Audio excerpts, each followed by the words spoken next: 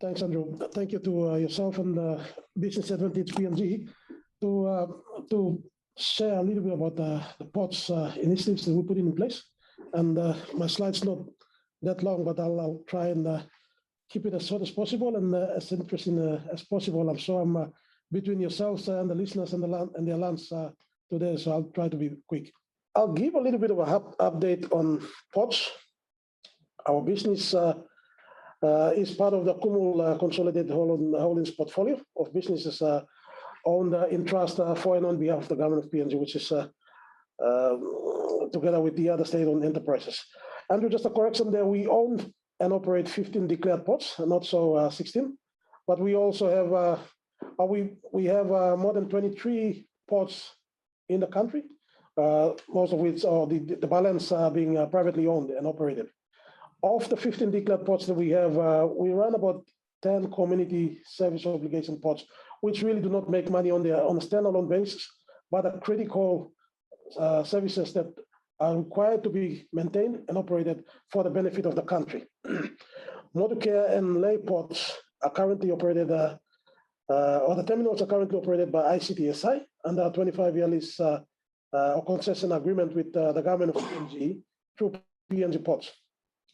Those are our two main POTS for both import and export in the country.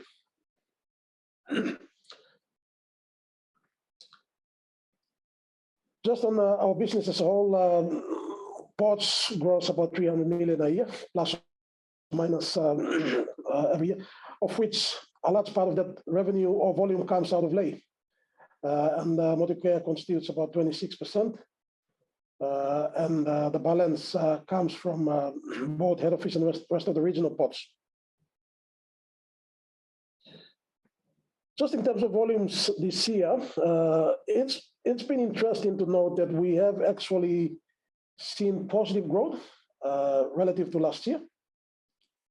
There's vessels coming into port. There's vessels coming alongside our bed.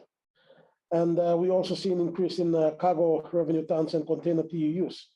3% growth in vessel calls to July of this year relative to last year. 12% growth in vessel bed calls, which are vessels that actually come alongside our facilities. And we've also seen 13 and 15% growth in revenue tons and container volumes coming through our ports. So that indicates that there's activities that are happening, and it's and activities that are happening in the country are slightly higher than what it was last year. So despite the challenges of COVID and the restrictions in global trade, we've seen some positive volume growth through our ports. Whether that generates or translates into real activity for businesses in PNG is something that I've got no visibility from my end at the ports, but volumes are coming through in the country. From a PNG ports perspective, we've also tried to make sure that our ports remain open despite the challenges of COVID. We understand the critical role of keeping ports open, and the fact that ports being shut down can result in problems that are much bigger than the COVID itself. So we have put in place business continuity plans, and working closely with ICTSI, we've also modeled worst case scenarios of operating and keeping our ports open in the event of severe pricing of COVID, widespread COVID, especially in Port Moresby, where most of our trade takes place. Safety is a critical and essential part of our business. We have put through 375 of our staff through training on dangerous cargo handling in our ports, leadership 1 and 2, and first aid and defibrillators through our ports. We've spent a significant amount of money, up to about 600,000 kina, in training our staff. And that has resulted in minimizing any lost time injury. We haven't had any experience of a lost time injury from a PNG ports perspective on our ports throughout the year, this year. We've also been successful in benefiting from some assistance from the Australian government through the Transport Sector Support Program here. They've recently contributed about $10 million, so 26 million kina in security and safety investment for all our ports. That investment will deliver us 14 kilometers of palisade perimeter fencing, which are 3-meter high. So that really secures all our ports across the entire network of 15 ports that we own and operate. Security is a critical component under the International Maritime Organization protocols. The US government, through the American Coast Guard, do audits annually on our security. So this initiative of assistance from the Australian government really secures our ports, especially the major trading ports, or international trading ports of Port Moresby, Lae, and to some extent Kimbe, and Madang, and Rabaul. We also have 51 CCTV cameras for Lae and Port Moresby. Those CCTV cameras have largely been installed. We also get in 3 vessel tracking cameras, which are very long range, and guides vessels coming in to bed and going out.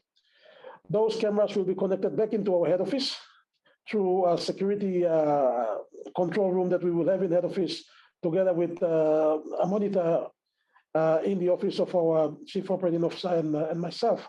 So we have live feed into Lae and Port Moresby, and we have visibility of almost 100% of the facility between Lae and Port Moresby. It was interesting to hear from the first presentation through the IFC about green energy. We are putting in place 545 solar lights across all our ports as well, as part of the green and renewable energy initiative. Thanks to the Australians through TSSP, those 545 solar lights, once fully installed, will be securing our ports at night. And we are going into, we already have in 24/7 operations in Lae and Port Moresby. This security light will further enhance the security and safety of operations in our 2 big ports. Just on a side note on green energy, we also looking to get in Daru port as one of our first trial port for fully sort of green energy powered port, hopefully within the next 12 to 18 months. And that support has also been received from the Australian government through TSSP to try and look into that port as a model for green powered port. We have recently invested in 5 new pilot boats through Norman Wright and Sons out of Brisbane, Australia. That's an investment of 25 million kina, and these pilot boats are largely built to specifications approved and sanctioned by ExxonMobil, one of our bigger customers with the LNG operations up here in Port Moresby. And we anticipate that these pilot boats will be servicing that customer. We're also hoping to service other oil and gas-based industry customers potentially with the new investment that we're putting in place. Our current contract with Cosson Bay is into year 8 of 10 years that we've signed up with them, and we're hoping that this investment will also secure our next 10 to 15-year contract with them for their LNG tankers going in and out of Cosson Bay. Just a little bit of on the state of our infrastructure in the regional ports. On your right on the screen is Keviang Port, and on your left is Lorengau in Manus. That is the reality in our regional ports. A lot of our infrastructure have lived by their engineering useful life, and you know, to be fair on ports in the past, ports had really invested money into Lae and Port Moresby where there is commercial return to investment. Notwithstanding, there is now the need to go out and invest and upgrade and improve our regional ports for the sole reason that they service Papua New Guineans. They provide an essential linkage to the flow of goods and services, goods into and out of those regional ports. And this is where the current thinking is within ports to try and get the investment out into the regional ports. The state of that infrastructure then prompted ports to undertake what we call a comprehensive 30 infrastructure master plan. This master plan was delivered over a 14 months period. The master plan has a 3-step approach. At the bottom of that, and the very detailed level, technical reports at each of our ports, of our 15 ports across the country. That looked at the current engineering condition of the assets. And the other second component of that investigation looked at the potential for growth. What are the potential for growth in each of our ports, whether it be agriculture driven, whether it be driven by mining or oil and gas, and what it means for our infrastructure. Do we need to upgrade because there's no prospect for growth in volume, or do we need to upgrade and expand because there is growth potential in those specific regions? So that master plan itself looked at each of the ports on a standalone basis within the regions or the provinces, and we also looked at the business-wide on what investment in each of the port means for the entire portfolio of ports we own and the business that we run. That helped us develop what we call a 30-year infrastructure master plan. And that master plan also looked into the current Vision 2050 that the national government has, the medium-term transport plan 3 that also the national government has as a sector, broader sector transport plan for the transport sector. We also looked into the Connect PNG agenda that Secretary Weber was talking about earlier on in his presentation, and how the ports could complement the road network connectivity within the country. So this master plan that we got is comprehensive and looked into all those different aspects of our current infrastructure, the potential for growth over the next 30 years. That then informed the amount of money that we need to spend to, one, bring this infrastructure up to fit for purpose on a standalone basis to meet existing demand, and to what investment we will require to do the expansion and improvement to support future growth in each of the regions. Fego, just to let you know, we have a couple more minutes left for you. Secretary Wells had this slide in his presentation, and just a comment on the complementarity of what we're doing at the ports front to connect to complement the Connect PNG agenda. We have an inland port that we're looking at develop up in the Makam Plains, closer to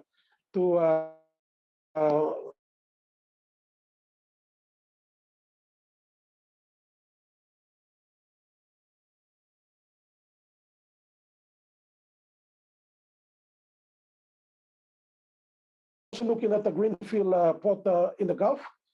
Thanks to the Australian Through Transport Sector Support Program, we are now doing feasibility, or we're doing optioneering on different locations within the Gulf on what would be a port, suitable port to complement the road that's coming down, as well as the oil and gas initiatives, so industries that are developing projects up that part of the region, including the Fortescue Futures project that's coming up.